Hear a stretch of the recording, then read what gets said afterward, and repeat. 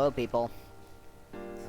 Or, well, to the one person who recommended this, today I'm going to be showing you a tutorial on the final boss. Now, you can see as I'm playing as an invader, however, I'm using the ability you get when playing the Prophet, and I'm using it on overclock, even though he asked for it to be free to play.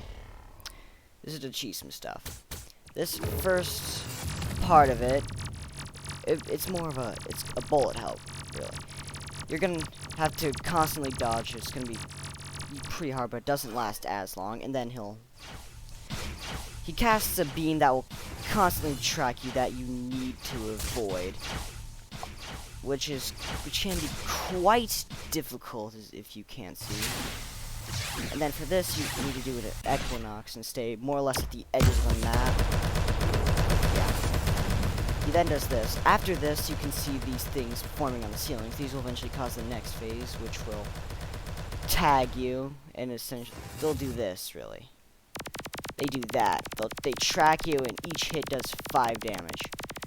The farther you are away, the easier they are to dodge. However, the closer you are, the harder they are to dodge. However, it's definitely easier to stand still during this. Now on to phase 2. On phase 2, in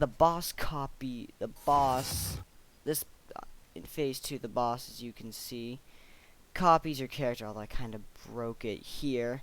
But all they do is they copy your character and all the moves and upgrades you've picked during your run.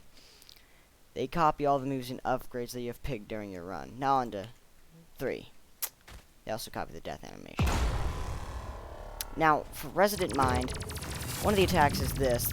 A ring that constantly goes in and out. When it ends, they will fly all over the ring. This will be hard to hit. And then they have a beam attack, which also tracks you. This dash can be rather annoying. All of them. How he dashes, that dash. This move is rather easy to dodge. These will begin to bounce around the field, although because of that, and they also split. Because of that, they can be easy to dodge. This move is actually really hard to dodge. However, they only stay in one part, so avoid staying in that part.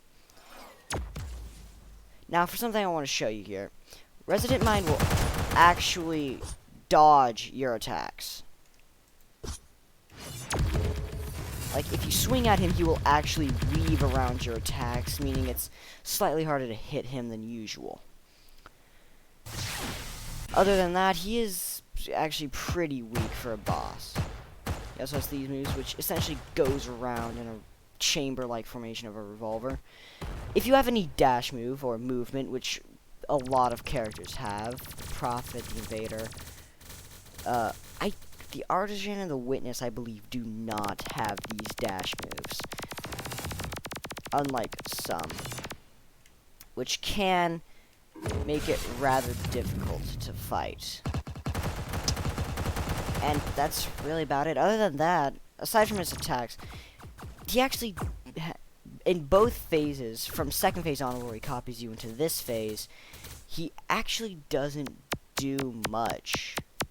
Well, by don't do much, most of the attacks are pretty static, and you can easily learn their trajectory and how they work, usually in the second phase. Especially in the first phase, as I said, he copies you. But other than that, he's more or less designed to quickly deal with you in the first. His attacks are more or less designed to try to kill you off in the very first time before you can get hits on him, because of the fact that he doesn't have much health in second phase to third phase. Other than that, that's really about it. He's really about it. You just need to stay sharp and avoid all his bullet hell-like attacks. And that's really about it. See ya, and if you stumbled across this tutorial, I hope this helped, even though it probably didn't.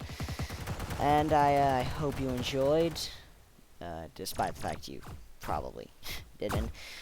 And see ya!